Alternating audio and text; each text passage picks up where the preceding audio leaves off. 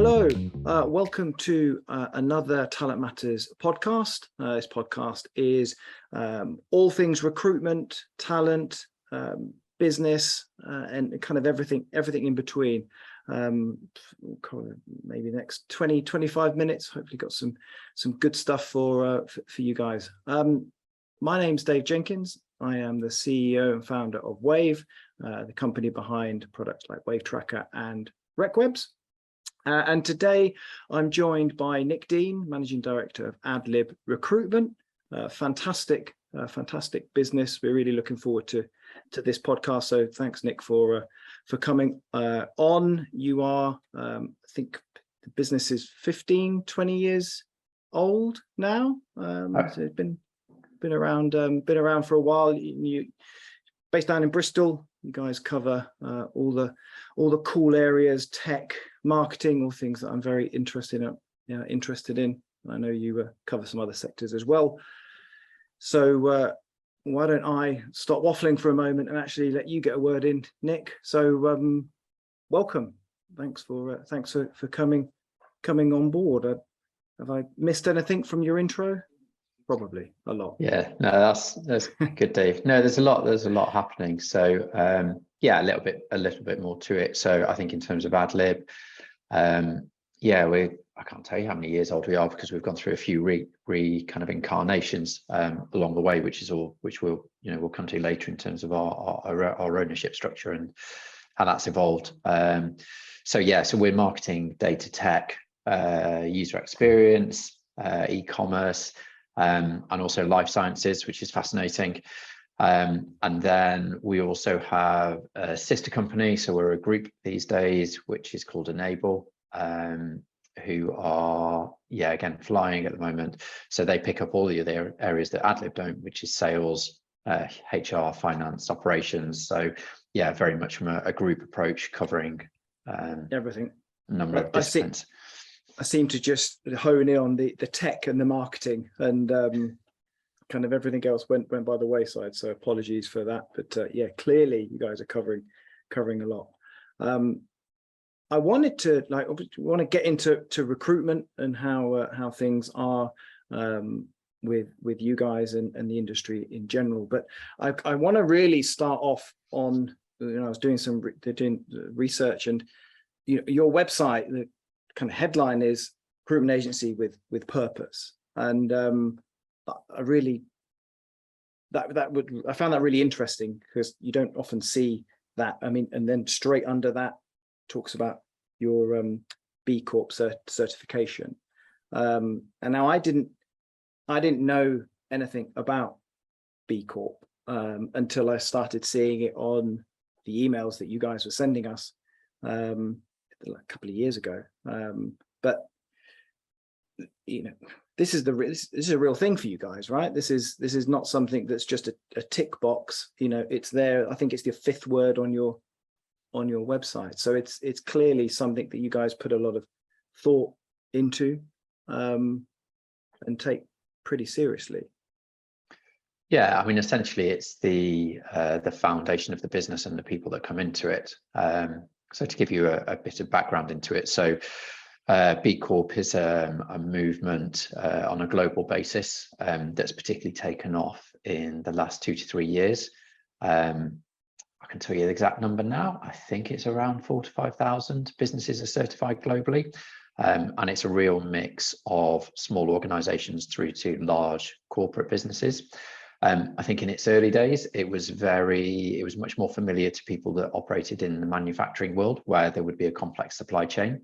And you're fundamentally the purpose of B Corp is that your business governance considers people and planet.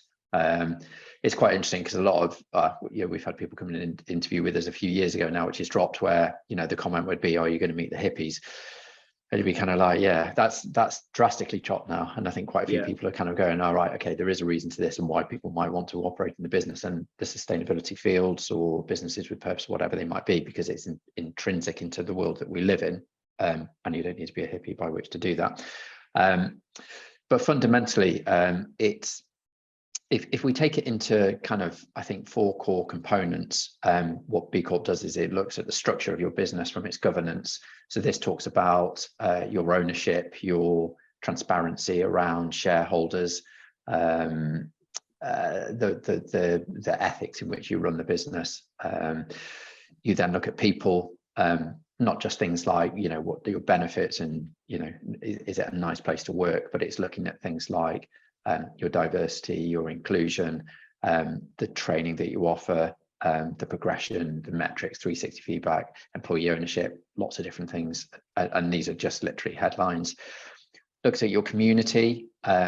So in our instance, we have 3 programs. I think the really interesting one to kind of mention here is called Motherboard. So we operate in the tech sector.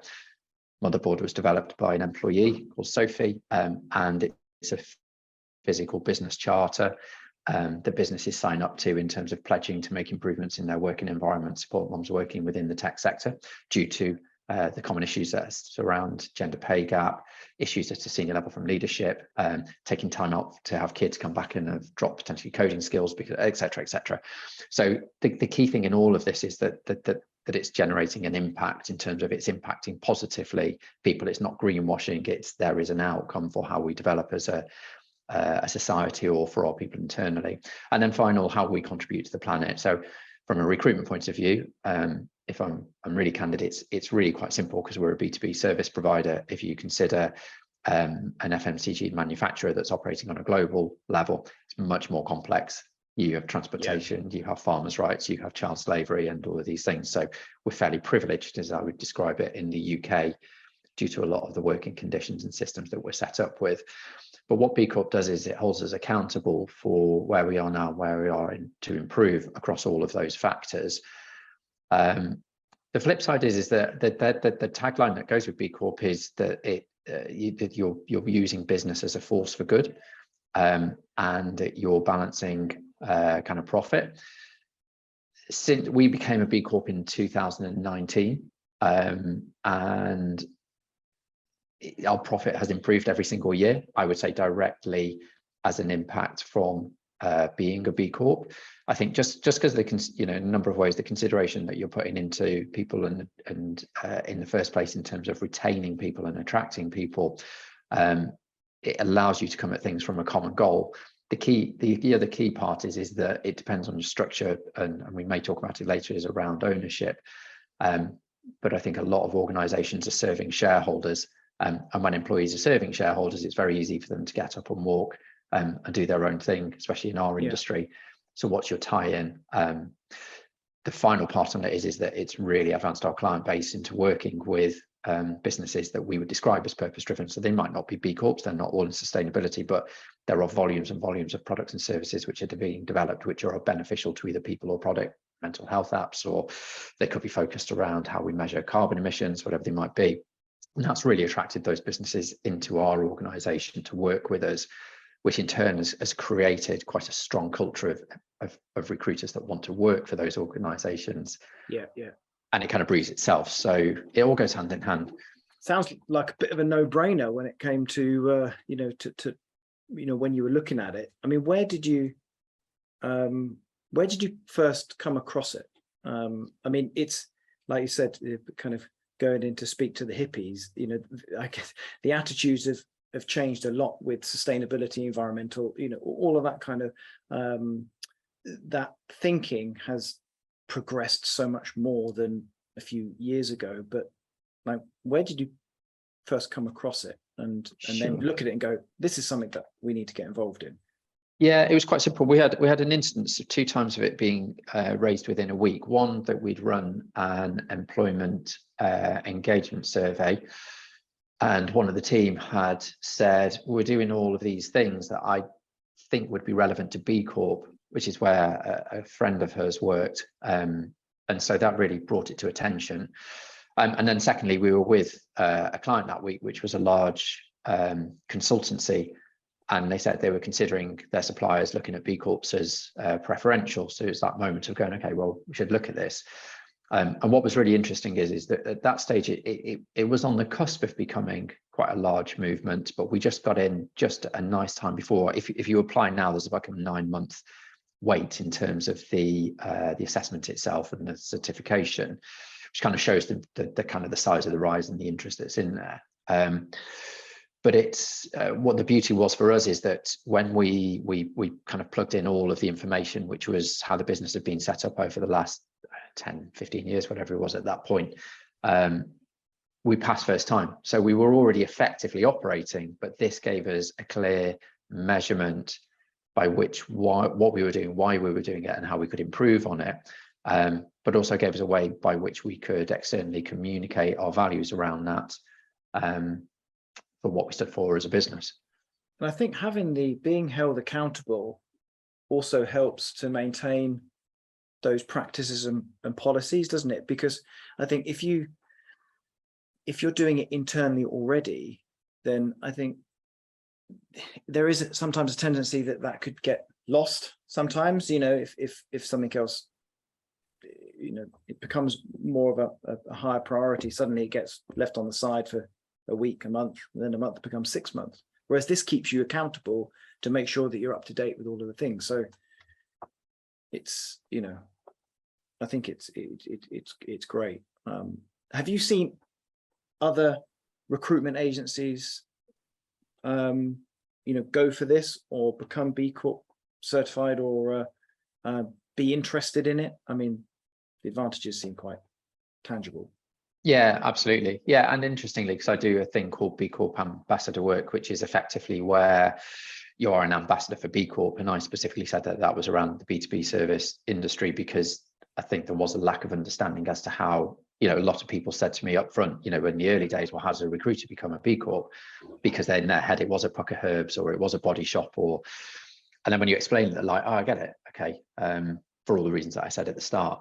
And so actually in the first couple of years, I got quite a few calls from recruiters saying, do you mind if we talk about it? And it's one of those things where if everybody was a B Corp and justifiably a B Corp, because it's a tricky process to get through, then that's a good thing because the planet and people are going to be in a better shape. Yeah. It shouldn't be used as a unique sales position. That initially was a byproduct of it, but the point is that as many as possible who, as I say, can get genuinely through the criteria will create a much better environment. So yeah, and there are quite a few which are starting to go through the process, and you're always there to support them, really. Yeah, that's. I mean, you've already covered that. You can see that clients are interested and respect that. What about candidates? Do they reference it at all? Do they care? Do candidates really care about it? It's the balance of, when you're in your own community, it's easy to think that community is how the whole world exists. There's a lot of people that don't care about the environment and the way that people are treated and all those things, but they're not relevant to our world, and you don't really, you don't engage with them and they wouldn't want to engage with you, kind of scenario. So I think what works really nicely, and especially in the market as it is at the moment, both for attracting recruiters, but also with clients where it's really tough about some of the sectors that we work in, is that if you're a B Corp or you are a business with purpose, as we describe it, your employees need to be of the shared values of why that business exists. And therefore, are they going to take a situation at the moment? If you've got somebody that's very environmentally conscious, are they going to work for an oil producer, or are they going to work for a green energy provider? Now, it's obvious. So get out and promote yourself, and you will attract the people which are aligned, which is exactly what we've done as an organization. So I think people really do care, but it's the same as anything. It's like, if you're chasing the money, you'll go somewhere else. Now, it's not to say that the money doesn't exist, because it does, and that's a big difference these days. But effectively, you're building a value-based role from personal interest beyond what's my financial gain from being in this job. Yeah. And in the market in general, obviously you have your community. How you seeing it? Reports of more jobs than unemployed people. what's been your experience in the last 3-6 months of the market? Yeah, I think it's still moving. I mean, it always moves, doesn't it? It rarely stays stagnant, but I think it's really interesting. I think we went through the peak of, we went through that phase where it was just, there's too many jobs, there's not enough people, tech people are getting 20, 30K pay rises. If I can't work fully remotely, I'm not interested, etc. And it just felt like carnage. And it's a feeling, and it's just based on a feeling is that it's calmed down, or it's calming down. I think that, it'll be interesting to see so I'll come back to it. I think people are finding out what their patterns are and what they want. It's easy to say that that it's right to work fully remote, but actually 6 months down the line, is that true? Or actually, does there want to be some contact? Even though that might be minimal, and therefore working 200 miles away, actually 40 miles away is much more palatable if you want to be there. So I think we're finding that through. I also put it down to as well, people are saying that, there's so little moving around, or there's so much down. But when I look at it on face value, we've got more jobs than we've ever had, but we're also placing more people than we've ever placed. Now, I appreciate that there's a natural balance in there, but we're one agency out of thousands and thousands and thousands who are all saying we're doing great. So there's a huge amount of people still moving. Yes, I think for us, it's about that balancing of the nature of the client and attracting the nature of candidate in, not just the skill set to thing. And that's, I'd say, where we've held strong. But across each sector, it's strong. It's tough, and there's lots of factors against you, but you just got to be good at your game and weed all that out and know that it's not all going to go plain sailing. It's certainly an interesting time, isn't it? And it's difficult to predict what the actual future is as well. Just going back to the working remote, is obviously a topic on everyone's lips at the minute. What's the general feeling from candidates and from clients? Are people leaning towards wanting to be more remote? I mean, as you said, in the first instance, that seemed as though what everyone wanted to do, and then 6 months in, you realize that you're a bit lonely working in your cabin office for 5 days a week. Have you seen a shift of people's attitudes and from clients and candidates, or are people still figuring it out? The clients that are saying you're in 5 days a week, it's just like, okay, it's not worth taking the work on. I think it's about it's maturity and balance, really. I mean, the way I haven't seen too much change from either side, really. I think people are finding their way, but I think people are looking for maturity in the business, and it being more about objective led. That they've got an environment that is, if I meet the objectives of my role, and that meets the objectives for me in terms of how do I develop, how do I interact, are we all getting a really good system out of this, then that's going to work for all of us. But actually, if there's something short in there because I'm never present, or my manager's never present, or whatever it might be, then I think that gets addressed along the way. Typically, we're seeing, I think if you take the tech side separately for a second, I think that's the area where the first developers, that's the first question, which is it fully remote? And it tends to be that. I think in your marketing, creative, e-commerce, UX, possibly data as well, that tends to be where it's more, actually, I'm looking hybrid. It may be a personality thing, maybe a skill base, but there seems a differentiator between that. But I think it's the best way I describe it is it's the companies that are coming at it, I think, with a maturity, to winning through, really. Yes, I think I would agree there. Although I was a bit surprised to see, Elon Musk's kind of declaration that if people aren't in the office 40 hours a week, then he's considered them resigned. So that was to kind of cat amongst the pigeons there a little bit. So we'll see how that one plays out. One of the things that not all of my clients, but a lot of our clients are talking about is the ability to attract good consultants. That seems to be the new challenge for a lot of agencies. You know, have you found that, and put words in your mouth, you know, the B Corp stuff obviously helps, but has attracting good consultants been a challenge for you?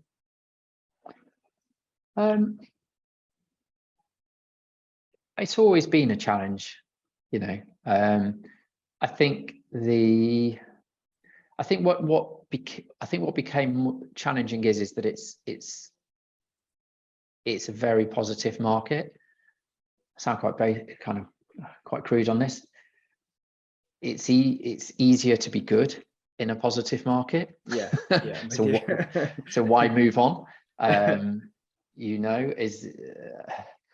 so I think there's a time when you need a very, very genuine reason. You need to be deeply unhappy to be moving on, or you're potentially walking away from the benefits of, you know, some of the benefits of recruitment from the financial perspective.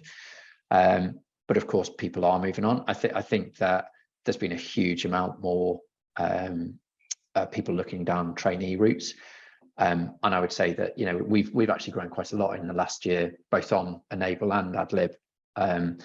And we've taken in more trainees than we've ever taken on. And the irony is that those trainees have come in, in fact, all of them, and I'm talking probably about, I don't know, maybe between 8 and 10.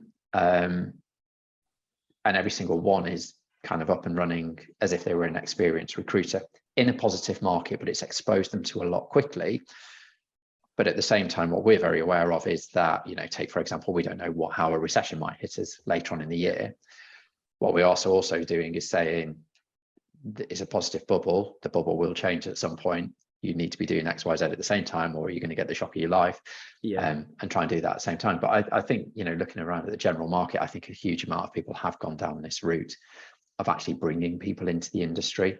And then naturally there's been some movement, but that's been the only route around it, really. Yeah.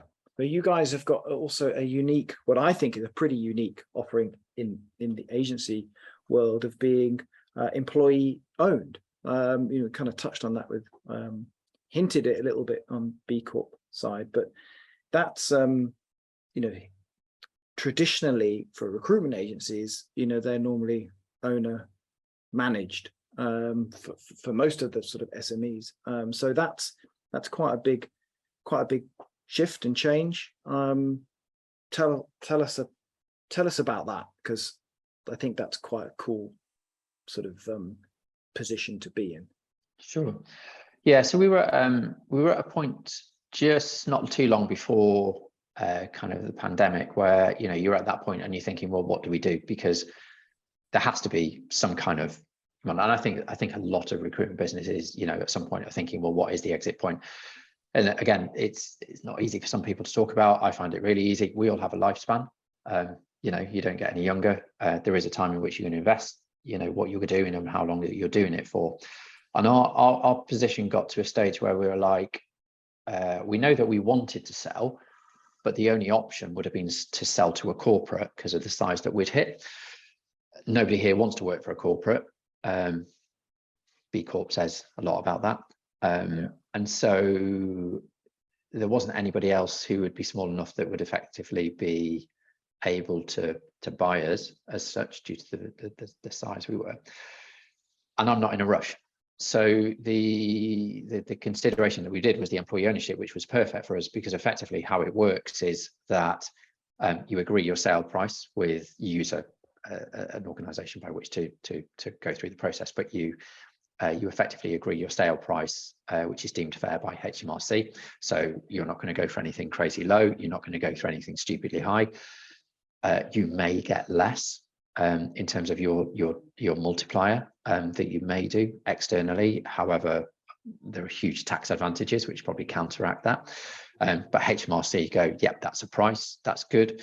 And then very simply put, you transfer the shares into a trust, and the business then pays you down over the period of time by which you've figured your profitability against it. So, you know, we're working on about a 4-year model that we've got left now. I'm around for 4 years.